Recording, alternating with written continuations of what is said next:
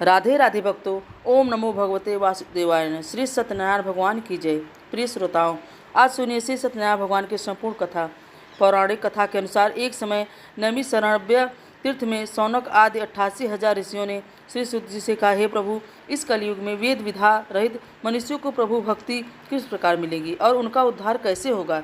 हे मुनि श्रेष्ठ, कोई ऐसा तप कहिए जिसमें थोड़े समय में पुण्य प्राप्त होने और मनवांछित फल मिले। ऐसी कथा को सुनने से हमारी इच्छा है। सर्वशास्त्र ज्ञाता हे श्रुत जी बोले, हे वैष्णव, मैं पूज्य आप सब में प्राणियों के हित की बात पूछी है। अब मैं उस श्रेष्ठ व्रत का आप लोगों से कहूँगा जिस व्रत को नारद जी ने श्री लक्ष्मी नारायण भगवान से पूछा था और लक्ष्मीपति ने मुनि श्रेष्ठ नारद जी से कहा, जो ध्यानपूर्वक सुनो। एक समय योगी राज नारद जी दूसरों के हित की इच्छा से अनेक लोकों में घूमते हुए मृत्यु लोक में आ गए।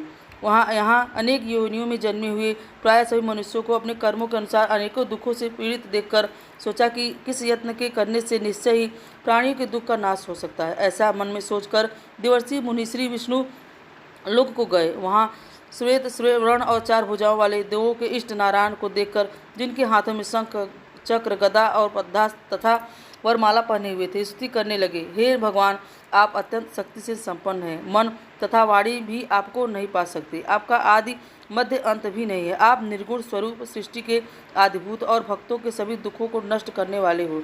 आपको मेरा नमस्कार है। हे नारद जी ने इस प्रकार स्तुति सुनकर भगवान श्री विष्णु बोले, हे मुनि श्रेष्ठ, आपके मन में क्या है? आपका किस काम के लिए आगमन हुआ है? निसंकोच कहिए। तब नारद जी मुनि बोले, प्रभु, मृत्यु लोक में सब मनुष्य जो अनेक योनियों में पैदा हुए हैं, अपने अपने कर्मों के द्वारा अनेक प्रकार के दुखों से दुखी हो रहे हैं। हे नाथ, यदि आप मुझ पर दया रखते हो तो बताइए, उन मनुष्यों के सब दुख थोड़े से प्रयत्न से कैसे दूर हो सकते हैं? तब विष्णु भगवान जी बोले, हे नारद, मनुष्यों की भलाई के लिए तुमने सब बहुत अच्छी बात पूछी है। जिस काम के करने से मनुष्य मोह से छूट जाता है वह मैं कहता हूँ, सुनो। बहुत पुण्य देने वाला स्वर्ग तथा मृत्युलोक दोनों में दुर्लभ एक अत्यंत उत्तम व्रत है। आज मैं प्रेमवश होकर तुमसे कहता हूँ। श्री सत्यनारायण भगवान का यह व्रत अच्छी तरह विधि विधान करके मनुष्य धरती पर आयु पर्वत सुख भोग कर मरने पर मोक्ष को प्राप्त होता है। श्री भगवान के वचन सुनकर नारद मुनि बोले, हे भगवान, उस व्रत का फल क्या है? क्या विधान है और किसने यह व्रत किया है और किस दिन यह व्रत करना चाहिए? विस्तार पूर्वक कहिए। भगवान विष्णु बोले, हे नारद, दुख सुख आदि का दूर करने वाला, धन धान्य को बढ़ाने वाला और सौभाग्य तथा संतान को देने वाला यह व्रत सब स्थानों पर विजय करने वाला है। भक्ति और श्रद्धा के साथ किसी भी दिन मनुष्य श्री सत्यनारायण की प्रातः काल के समय ब्राह्मणों और बंधुओं के साथ धर्मपरायण होकर पूजा करें। भक्ति भाव से नैवेद्य, केले का फल, शहद, घी, दूध और गेहूं का आटा सवाया लेवे। गेहूं के अभाव में साठी का चूर्ण भी ले सकते हैं और सभी पदार्थों को भगवान को अर्पण कर देवे तथा बंधुओं सहित ब्राह्मणों को भोजन करावें। पश्चात स्वयं भोजन करें। रात्रि में नृत्य गीत आदि का आयोजन कर सत्यनारायण भगवान का ध्यान करते हुए समय बिताएं। इस तरह व्रत करने पर मनुष्यों की इच्छा निश्चय ही पूरी होती है। विशेष रूप से कलिकाल में भूमि पर यही मोक्ष का सरल उपाय है। प्रेम से बोलिए श्री सत्यनारायण भगवान की जय। श्री सत्यनारायण भगवान कथा का प्रथमा अध्याय पूर्ण। दूसरा अध्याय श्री सूत जी बोले कि हे ऋषियों, जिसने पहले समय में इस व्रत को किया उसका इतिहास कहता हूँ, ध्यान पूर्वक सुनो। सुंदर काशीपुरी नगरी में एक अत्यंत निर्धन ब्राह्मण रहता था।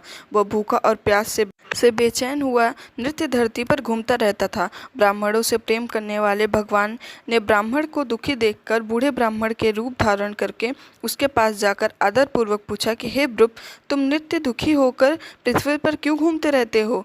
हे ब्राह्मण, यह सब मुझसे कहो, मैं सुनना चाहता हूँ। तब वह ब्राह्मण बोला, मैं निर्धन ब्राह्मण हूँ, भिक्षा के लिए पृथ्वी पर फिरता हूँ। हे भगवान, यदि आप इससे छुटकारा पाने का कोई उपाय जानते हो तो कृपया कर मुझे बताइए।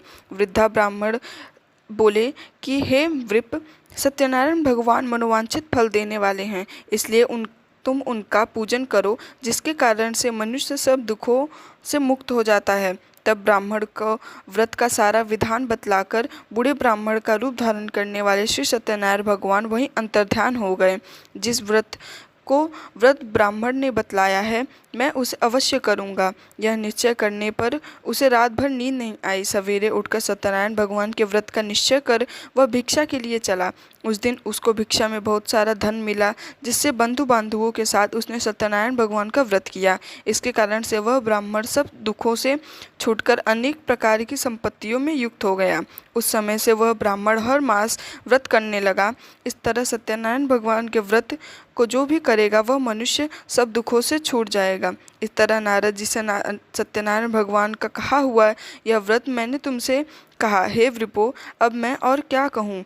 तब ऋषि गण बोले कि हे मुनीश्वर, संसार में इस ब्राह्मण से सुनकर किस किसने इस व्रत को किया, वह सब भी सुनना चाहते हैं।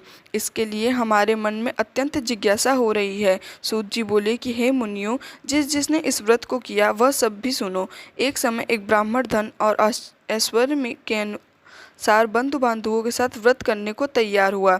उसी समय एक लकड़ी बेचने वाला बूढ़ा आदमी आया और बाहर लकड़ियों को रखकर ब्राह्मण के मकान में गया। प्यास से दुखी लकड़हारा उनको व्रत करते देखकर ब्राह्मण को नमस्कार करके कहने लगा, यह आप क्या कर रहे हैं? इसके करने से क्या फल मिलता है? कृपया करके मुझे बतलाइए। ब्राह्मण ने कहा, सब मनोरथों को पूर्ण करने वाला यह सत्यनारायण भगवान का व्रत है। इसके ही कृपा से मेरी यहाँ धन धान्य आदि की वृद्धि हुई है। ब्राह्मण से इस व्रत के बारे में जानकर लकड़हारा अत्यंत प्रसन्न हुआ। चरणामृत लेकर प्रसाद ग्रहण करने के बाद वह अपने घर को गया। अगले दिन लकड़हारे ने अपने मन में इस प्रकार का संकल्प कर लिया कि आज गांव में लकड़ी बेचने पर उसे जो धन मिलेगा उसी से वह सत्यनारायण भगवान का उत्तम व्रत करेगा। ऐसा मन में निश्चय कर वह बूढ़ा आदमी लकड़हारा अपनी सिर पर लकड़ियों का गट्ठर रखकर जिस नगर में धनवान लोग रहते थे ऐसे सुंदर नगर में गया। उस दिन वहां पर उसे उन लकड़ियों का दाम पहले से चौगुना मिला। जब वह लकड़हारा दाम लेकर अति प्रसन्न होकर फेंके केले, शक्कर, घी, दही, दूध और गेहूं का चूर्ण इत्यादि सत्यनारायण भगवान के व्रत की कुल सामग्री को लेकर अपने घर गया। फिर उसने अपने परिवार जनों को बुलाकर विधि के साथ भगवान का पूजन और व्रत किया। उस व्रत के पुण्य प्रभाव से वह बूढ़ा लकड़हारा धन, पुत्र आदि से युक्त हुआ और संसार के समस्त सुख भोग कर अत्यंत वैकुंठ लोक को चला गया। श्री सत्यनारायण भगवान की जय। श्री सत्यनारायण भगवान व्रत कथा का दूसरा अध्याय संपूर्ण। तीसरा अध्याय। श्री सूत जी बोले कि हे श्रेष्ठ मुनियों, अब आगे की कथा कहता हूँ, सुनो। पहले समय में उल्कामुख नाम का एक बुद्धिमान राजा रहा करता था। वह सत्य वक्ता और जितेंद्रिय था। प्रतिदिन देवों स्थान पर जाता था, गरीबों को धन देकर उनके कष्ट दूर करता था। उनकी पत्नी कमल के समान मुखवाली और सती सावधि थी। पुत्र प्राप्ति के लिए भद्रशिला नदी के तट पर उन दोनों ने सत्यनारायण भगवान का व्रत किया। उस समय वहाँ एक साधु नामक वैश्य आया।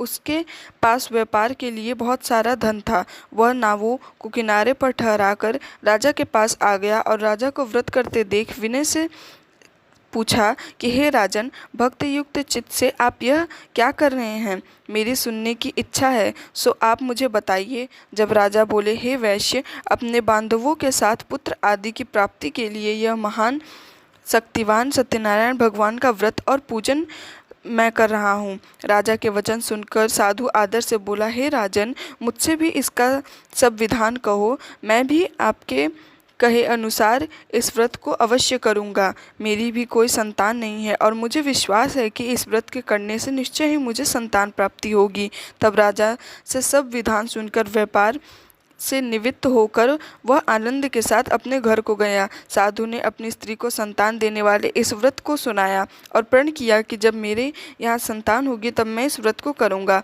साधु ने ऐसे वचन अपनी पत्नी लीलावती को सुनाया। एक दिन उसकी पत्नी पति के साथ आनंदित होकर सांसारिक धर्म में प्रवृत्त होकर श्री सत्यनारायण भगवान की कृपा से गर्भवती हो गई और 10वें महीने में उसे एक सुंदर कन्या का जन्म हुआ।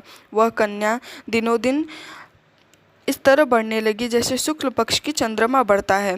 कन्या का नाम कलावती रखा गया। जब लीलावती ने मीठे शब्दों में अपने पति से कहा कि स्वामी, जो आपने संकल्प लिया था, मैं संतान होने पर सत्यनारायण भगवान का व्रत करूंगा, अब आप उसे करिए। साधु बोले, हे प्रिय, इसके विवाह पर करूंगा। इस प्रकार अपनी पत्नी को आश्वासना देकर वह नगर को चला गया। अब कलावती अपने पिता के घर में रहकर बड़ी हो रही थी। एक दिन साधु ने जब नगर में सखियों के साथ अपनी पुत्री को देखा तो तुरंत दूत को बुलाकर कहा कि पुत्री के लिए कोई सुयोग्य वर लाओ। साधु की आज्ञा पाकर दूत कंचन नगर पहुंचा। वहां पर बहुत देखभाल कर कन्या के लिए एक सुयोग्य वर्ण एक पुत्र को ले आया।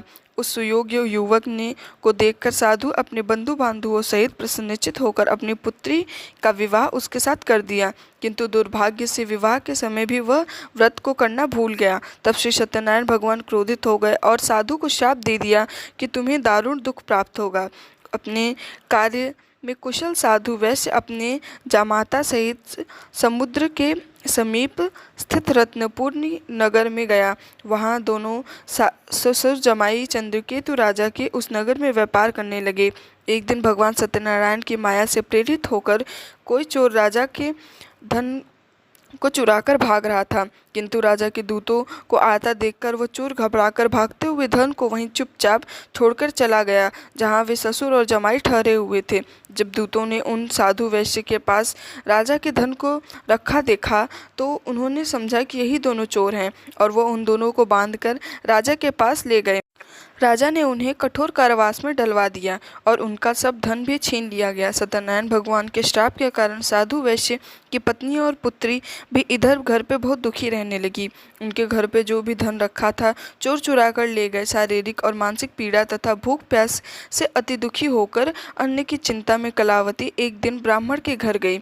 वहां उसने सत्यनारायण भगवान का व्रत होते देखा, फिर कथा सुनी और प्रसाद ग्रहण करके रात होने पर वह घर आई। तब उसकी माता ने कलावती से पूछा कि पुत्री, तू अब तक कहाँ थी और तेरे मन में क्या है?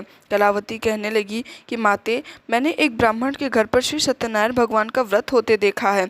कन्या के ऐसे वचन सुनकर लीलावती भगवान के पूजन की तैयारी करने लगी।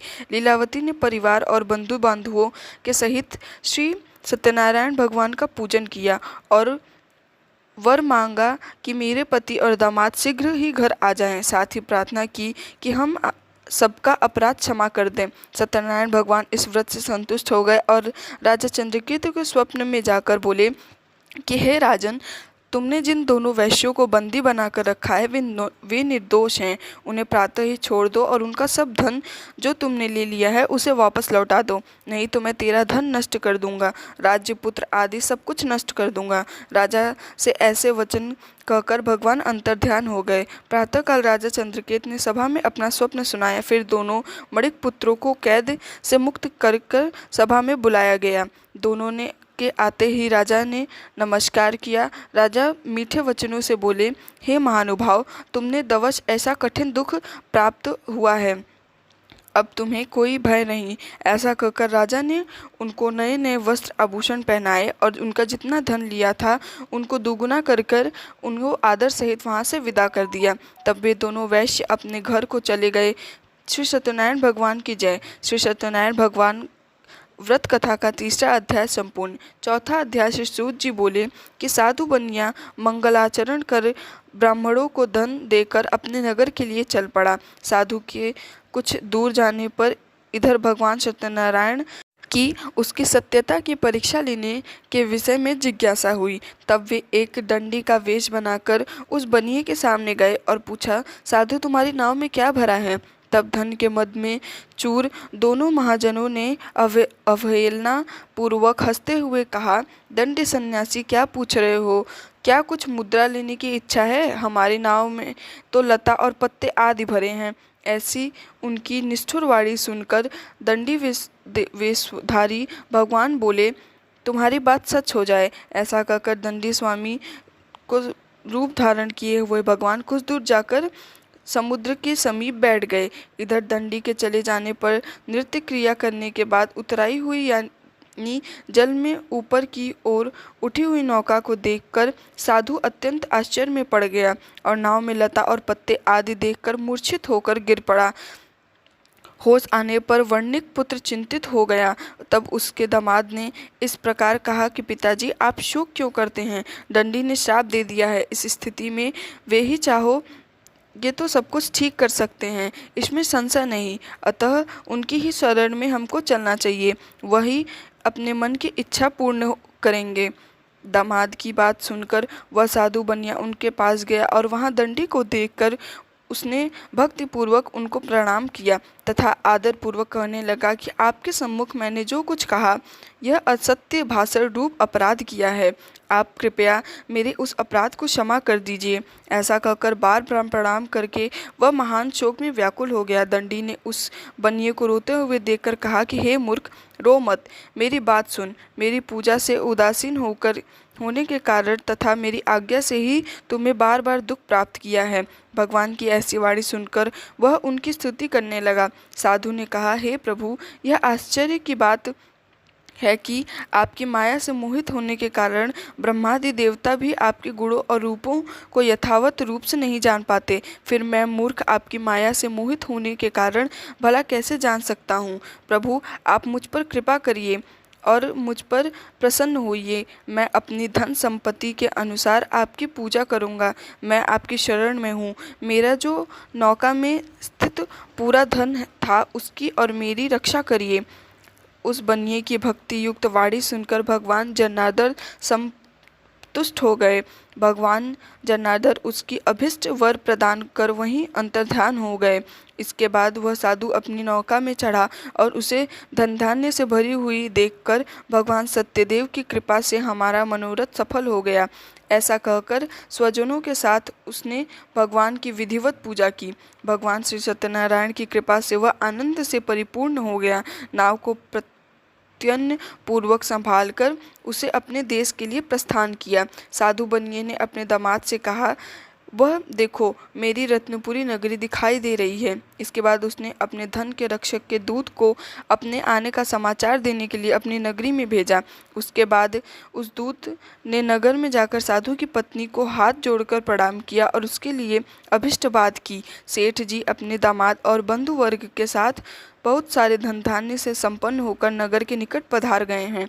दूत के मुख से यह बात सुनकर वह अत्यंत आनंदित हुई और वह उस साध्वी ने श्री सत्यनारायण की पूजा करके अपनी पुत्री से कहा, पुत्री, मैं साधु के दर्शन करने के लिए जा रही हूँ, तुम भी जल्दी आना। माता का ऐसा वचन सुनकर वह व्रत को समाप्त कर प्रसाद का परित्याग कर के कलावती भी अपने पति का दर्शन करने के लिए चल पड़ी। इससे भगवान सत्यनारायण रूठ गए और उन्होंने उसके पति को तथा नौका को धन के साथ हरण कर लिया और जल में डुबो दिया। इसके बाद कलावती कन्या अपने पति को वहां ना देखकर महान शोक से रुदन करते हुए पृथ्वी पर गिर पड़ी। नाव का अदर्शन और कन्या का अत्यंत दुखी देखकर भयभीत मन से साधु बनिए ने सोचा, यह क्या आश्चर्य हो गया। नाव का संचालन करने वाले भी सभी चिंतित हो गए। इसके बाद वह लीलावती भी कन्या को देखकर बहुत व्याकुल हो गई और अत्यंत दुख से विलाप करती हुई अपने पति से इस प्रकार बोली, स्वामी, अभी अभी नौका के साथ वह अदृश्य कैसे हो गया।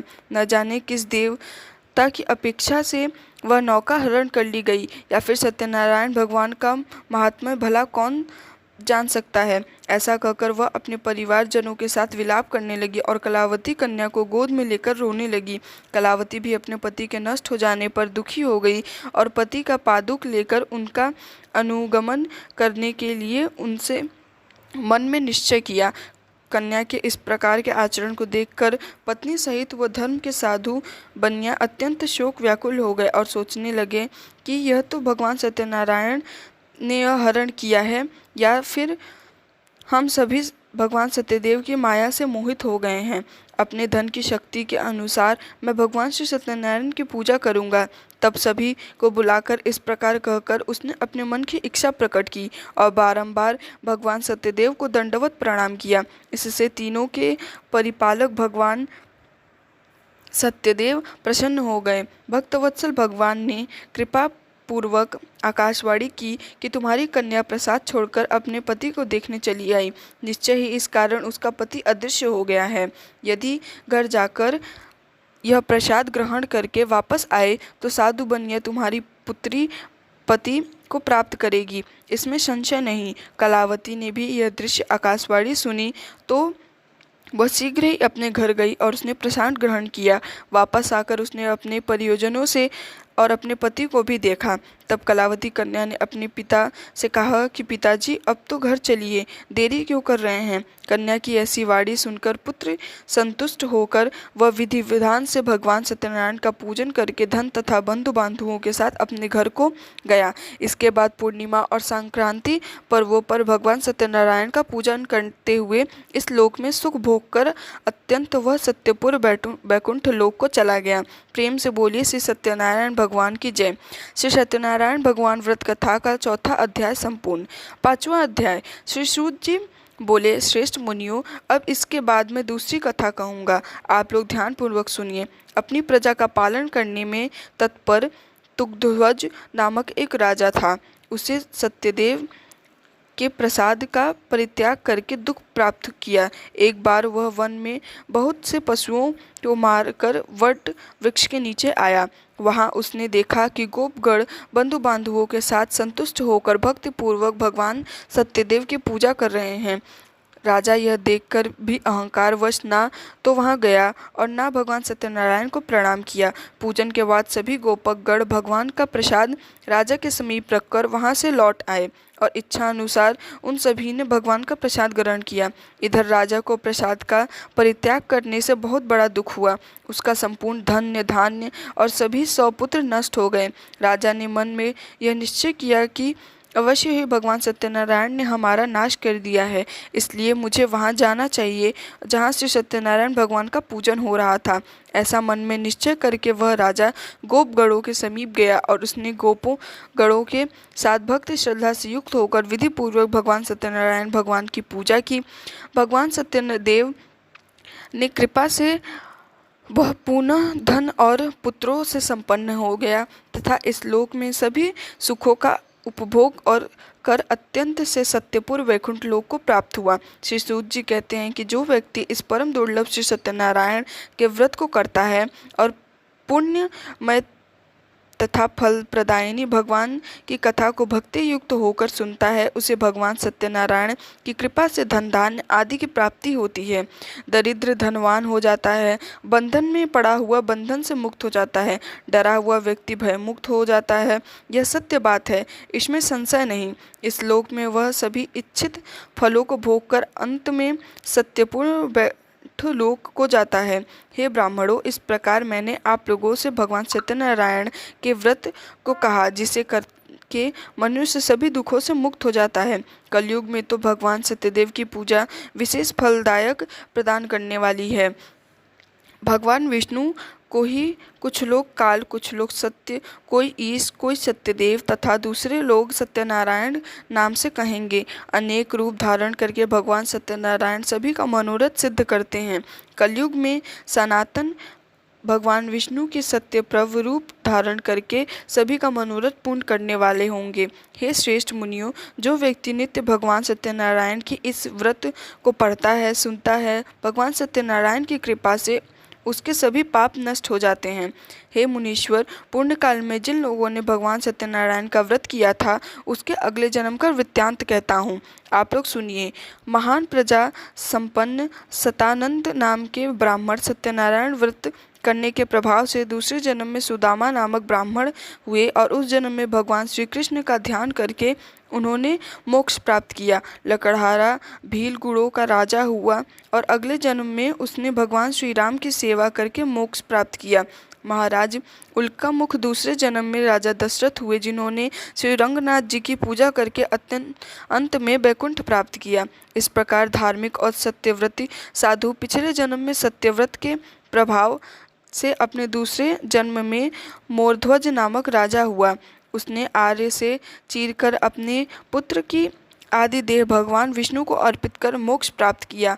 महाराज तुंगध्वज जन्मांतर में स्वयंभू मनु हुए और भगवत संबंधी संपूर्ण कार्यों का अनुष्ठान करके बैकुंठ लोक को प्राप्त हुए। जो गोपकर थे वे सब जन्मांतर में ब्रजमंडल में निवास करने वाले गोप हुए। सभी राक्षसों का संहार करके उन्होंने भी भगवान का शाश्वत धाम गोलोक प्राप्त किया। प्रेम से बोलिए श्री सत्यनारायण भगवान की जय। श्री लक्ष्मी नारायण भगवान की जय। श्री सत्यनारायण भगवान कथा का 5वां अध्याय संपूर्ण हुआ और इसी के साथ कथा समाप्त हुई। सभी प्रेम से बोलिए श्री लक्ष्मी नारायण भगवान की जय। भक्तों, आपको यह कथा कैसी लगी हमें कमेंट में ज़रूर बताइएगा और अगर आप इस चैनल पर नए हैं तो हमें ज़रूर सब्सक्राइब करिएगा। धन्यवाद। राधे राधे।